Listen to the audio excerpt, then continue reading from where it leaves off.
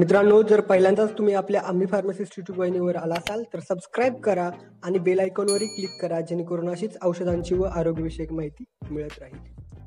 मित्रांनो, डी फार्मचा जो फार्मास्युटिक सब्जेक्ट आहे त्यामध्ये तिसरा चॅप्टर आहे तो म्हणजे फार्मास्युटिकल एड्स, ज्यामध्ये colouring agent, sweetening agent, flavouring agent आणि प्रिझर्वेटिव्ह याबद्दल तुम्हाला माहिती घ्यायची आहे. तर आजचं जे आपलं हे लेक्चर असणार आहे ते याच टॉपिकवरती असणार आहे. सुरुवातीला आपण बघूया की फार्मास्युटिकल एड्स म्हणजे नक्की काय. तर these are the substances which have little or no therapeutic value but essentially used in the manufacturing or compounding of various pharmaceuticals are pharmaceutical aids. तर सोप्या शब्दात सांगायचं झालं तर हे असे सबस्टन्सेस असतात की त्यांना स्वतःचं असं थेरप्युटिक व्हॅल्यू म्हणजे त्यांचा असा स्वतःचा थेरप्युटिक इफेक्ट जास्त असा नसतो, एकदम लिटिल कमी प्रमाणात असतो किंवा अगदी नसतोच. पण हे कशासाठी, हे इसेन्शियल आहेत, हे गरजेचे आहेत. कशासाठी तर फार्मास्युटिकल जे आपले फॉर्म्युलेशन्स आहेत ते बनवण्यासाठी हे गरजेचे असतात. तर हे नॅचरल, सिंथेटिक किंवा व्हेजिटेबल मिनरल्स वेगवेगळे याचे सोर्स असू शकतात. दे आर नॉट API, ते API नाही आहेत. याचा अर्थ काय, ते ॲक्टिव्ह फार्मास्युटिकल इन्ग्रेडियंट नाही आहेत. म्हणजे यांना आपण एक्सिपियंट असं देखील म्हणू शकतो. आपण जे बेसिक कन्सेप्टचं जे लेक्चर या आधीचं घेतलेलं होतं त्यामध्ये एक्सप्लेन केलं आहे मी की API काय असतं आणि API सोडून जे इतर असतात, ड्रग कंपोनंट सोडून इतर घटक असतात त्यांना एक्सिपियंट असं बोललं जातं किंवा ॲडिटिव्ज असं पण बोललं जातं. तर आता आपण बघूया की कलरिंग एजंट हा पहिला या ठिकाणी फार्मास्युटिकल एड आहे. कलरिंग एजंट काय, they provide the colour to the pharmaceutical preparation. आपले फार्मास्युटिकल प्रिपरेशन आहेत त्यांना ते कलर प्रोव्हाइड करतं आणि ते नॉन टॉक्झिक स्टेबल असायला हवं. लक्षात ठेवा, कुठलंही तुम्ही गोष्ट जेव्हा वापरता, कलरिंग एजंट असेल किंवा इतर कुठलेही फार्मास्युटिकल एड असतील तर ते नॉन टॉक्झिक हवेत. त्यांनी कुठलीही रिॲक्शन केली नाही पाहिजे आपल्या ड्रगसोबत किंवा इतर कुठलेही जे एक्सिपियंट आपण वापरणार आहोत त्यांच्यासोबत कुठलीही रिॲक्शन झाली नाही पाहिजे. तर कलरिंग एजंट अजून एक काम करतात. काय करतात तर ते इन्हान्स द प्रोडक्ट ॲपिरन्स, जे आपल्या प्रोडक्टचं दिसणं आहे ते देखील ते इन्हान्स करतं, एक ॲट्रॅक्टिव्हनेस येतो. तर कलरिंग एजंट इम्पॉर्टंट आहेत.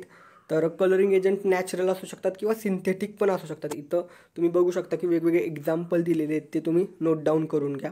तर इथं महत्त्वाचं काय आहे, कलरिंग एजंट काय आहेत, ते कशासाठी वापरले जातात आणि काही एक्झाम्पल, एवढं सफिशियंट आहे.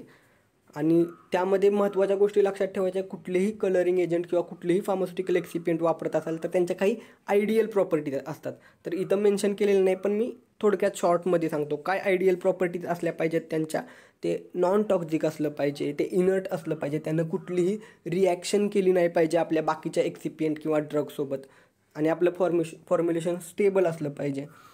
ओके, तर आता आपण पुढचा पार्ट बघूया, sweetening agent. They are used for taste masking of bitter drug particle. म्हणजे काय, sweetening agent sweet taste provide करतात आणि ते कशासाठी वापरले जातात, मास्किंग द बिटर टेस्ट. बिटर म्हणजे कडू किंवा कडवट टेस्ट जी असते ना, बिटर टेस्ट काही ड्रग पार्टिकलची, तर तिथं ती बिटर टेस्ट मास्क करायसाठी आपण स्वीटनिंग एजंट वापरतो. तर काही बल्क स्वीटनर्स आहेत जसं की sugar such as a sucrose, xylose, ribose, glucose, mannose, तर हे वापरले जातात. किंवा काही अल्कोहोल असतात जसं की सॉर्बिटॉल, झायलिटॉल, मॅनिटॉल.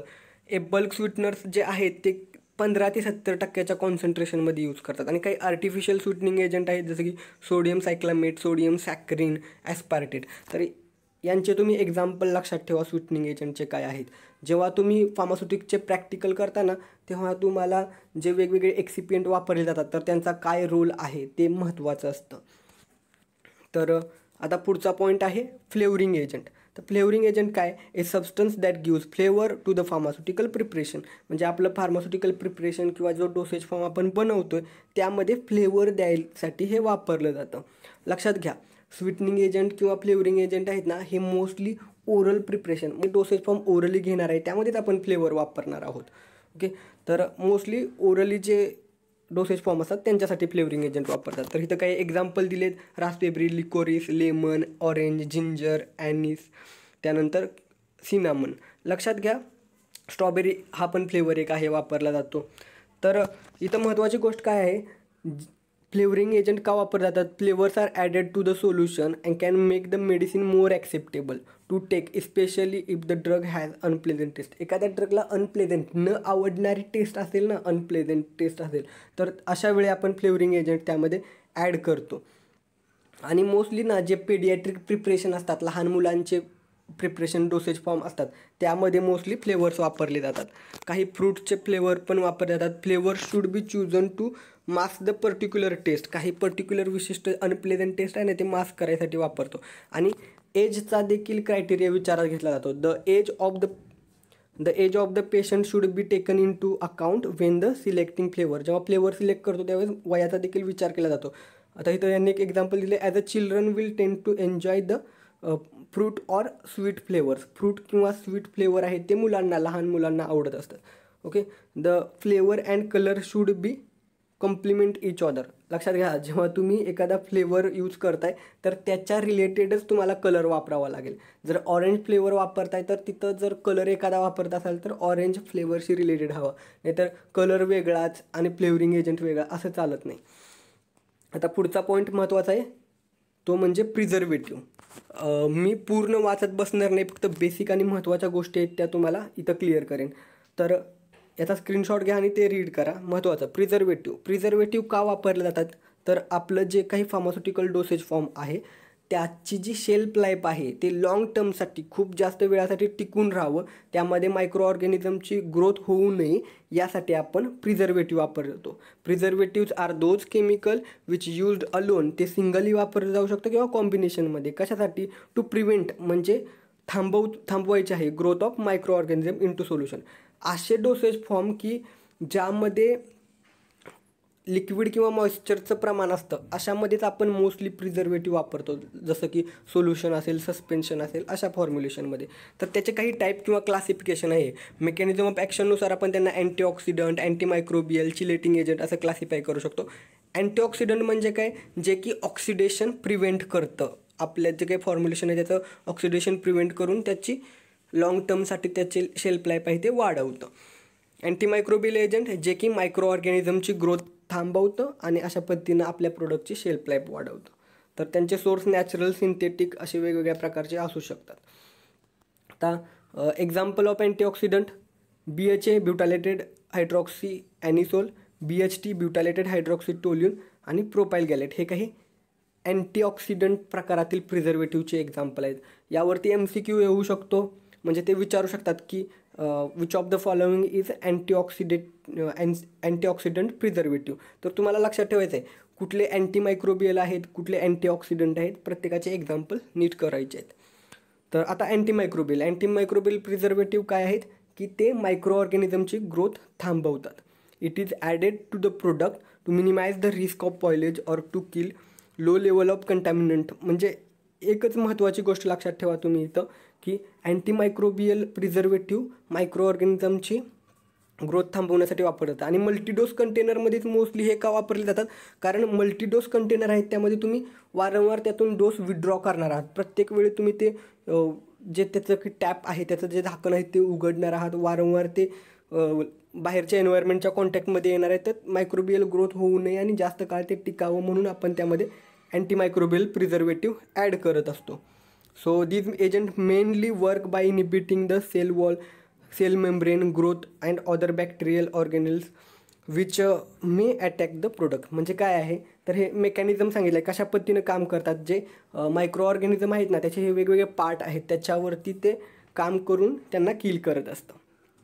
तर इथे कुठल्या ह्याच्यामध्ये अँटीमायक्रोबियल प्रिझर्वेटिव्ह वापरतात. मग अशी जसं मी सांगितलं सोल्युशन, सस्पेन्शन, इमल्शन, काही टॉपिकलवरती म्हणजे स्किनवरती अप्लाय करणारे प्रिपरेशन, इंजेक्टेबल आणि आय ड्रॉप यामध्ये अँटीमायक्रोबियल प्रिझर्वेटिव्ह वापरले जातात.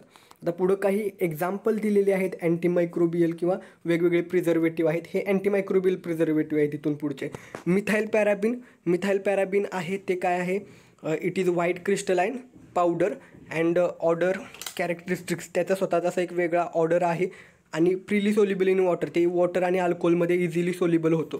तर हे सोल्युबिलिटी का महत्त्वाची आहे, आपण जे प्रिपरेशन बनवतो आहे ना तर त्यावेळेस त्याची सोल्युबिलिटी महत्त्वाची आहे. कशामध्ये ॲड करणार आहोत आपण हे प्रिझर्वेटिव्ह म्हणून, अँटीमायक्रोबियल प्रिझर्वेटिव्ह म्हणून. तर it is used as a antiseptic and preservative in the various pharmaceutical preparation. आता इथं काही टर्म्स आहेत त्या मी एक्सप्लेन करतो आहे. अँटीसेप्टिक, जेव्हा केव्हा वर्ड अँटीसेप्टिक येईल याचा अर्थ काय, ते अँटीसेप्टिक हे असं सबस्टन्स आहे जे की लिव्हिंग ऑर्गॅनिझमवरती आपण ॲप्लाय करणार आहोत. का तर त्यावरती मायक्रो ऑर्गॅनिझमची ग्रोथ होऊ नये म्हणून. मिथाइल पॅराबिन पण अँटीसेप्टिक म्हणून काम करतं आणि प्रिझर्वेटिव्ह म्हणून पण काम करतं. आणि जेव्हा वर्ड डिसइन्फेक्टंट येईल ना, तर त्याचा अर्थ काय असतो? डिसइन्फेक्टंट म्हणजे ते की आपण लिव्हिंग ऑर्गॅनिझमवरती वापरू शकत नाही. Non living thing like floor असेल आपला, किंवा आपलं जे काही टेबल वगैरे असेल, किंवा बाकीच्या गोष्टी ज्या आहेत त्या आपल्याला डिसइन्फेक्ट करायचं. त्याचा अर्थ त्याच्यावरून सुद्धा मायक्रो ऑर्गॅनिझम घालवायचे आहेत, तर आपण डिसइन्फेक्टंट वापरणार. आणि जेव्हा लिव्हिंग थिंगवरती, सेलवरती, आपल्या बॉडीवरती यूज करणार आहे, तेव्हा त्यांना अँटीसेप्टिक म्हटलं जातं. ह्या बेसिक टर्म्स आहेत म्हणून मी इथं इन्क्लूड करत आहे. तर it is also use in cosmetic प्रिपरेशनमध्ये पण मिथाइल पॅराबिन वापरलं जातं. Sodium benzoate, it is a white crystalline soluble in water alcohol, आणि हे पण फूड आणि फार्मास्युटिकल प्रिझर्वेटिव्हमध्ये वापरलं जातं. It is a not bactericidal, it is a bacteriostatic agent along with the fungistatic activity. आता इथे पण काही टर्म्स आलेले आहेत, लक्षात ठेवा. जेव्हा कुठल्याही एजंटच्या नावाच्या पुढे सिडल येत असेल तर याचा अर्थ ते आता समजा जर असं आलं बॅक्टेरियोसिडल, तर याचा अर्थ काय? ते बॅक्टेरियाला किल करतं. आणि जेव्हा बॅक्टेरियोस्टॅटिक येईल, याचा अर्थ ते बॅक्टेरियाची ग्रोथ स्टॉप करतं. ओके, तर हे सोडियम बेन्झोएट ते काय आहे? ते बॅक्टेरियोसिडल नाही आहे, ते फक्त बॅक्टेरियोस्टॅटिक आहे. याचा अर्थ ते बॅक्टेरियाची ग्रोथ स्टॉप करतं, पण ते बॅक्टेरियाला किल करत नाही. आणि फंगिस्टॅटिक पण आहे, फंगाईची ग्रोथ पण ते स्टॉप करतं. तर ही बेसिक टर्म आहे. जेव्हा बॅक्टेरियोस्टॅटिक किंवा फंगिस्टॅटिक येईल, याचा अर्थ ते त्यांची ग्रोथ स्टॉप करतं. आणि जेव्हा सिडल येईल, याचा अर्थ ते त्यांना किल करतं. ह्या बेसिक टर्म्स आहेत, महत्त्वाच्या आहेत. अल्कोहोलचे काही एक्झाम्पल आहेत इथं, जे की प्रिझर्वेटिव्ह, अँटीमायक्रोबियल प्रिझर्वेटिव्ह म्हणून काम करतं. क्लोरोब्युटेनॉल प्रिझर्वेटिव्ह अँड बॅक्टेरियोस्टॅटिक म्हणून काम करतं. मर्क्युरियल कंपाऊंड आहे, ते सुद्धा काय करतं? फिनाइल मर्क्युरिक नायट्रेट आहे, ते कशासाठी वापरतं? बॅक्टेरियल प्रिझर्वेटिव्ह आहे, म्हणजे बॅक्टेरियाची ग्रोथ थांबवणार आहे. आणि काही टॉपिकल अँटीसेप्टिक म्हणून पण वापरलं जातं.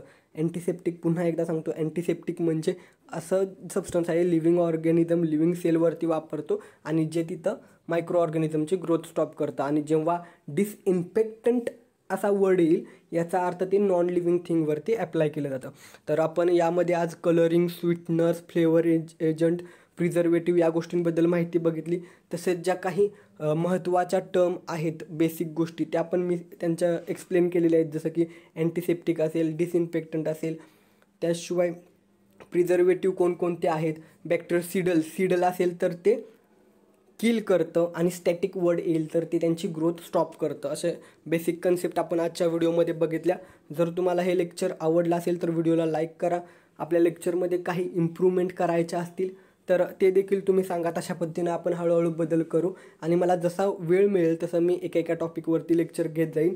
व्हिडिओ आवडला असेल तर लाईक करा. तुमचा फीडबॅक मला कमेंटच्या माध्यमातून द्या, आणि तुमचे जे D-Farmचे फ्रेंड्स आहेत त्यांच्यासह देखील हा व्हिडिओ शेअर करा, जेणेकरून आपला चॅनल अधिकाधिक लोकांपर्यंत पोहोचेल. व्हिडिओ शेवटपर्यंत पाहिला त्याबद्दल खूप खूप धन्यवाद.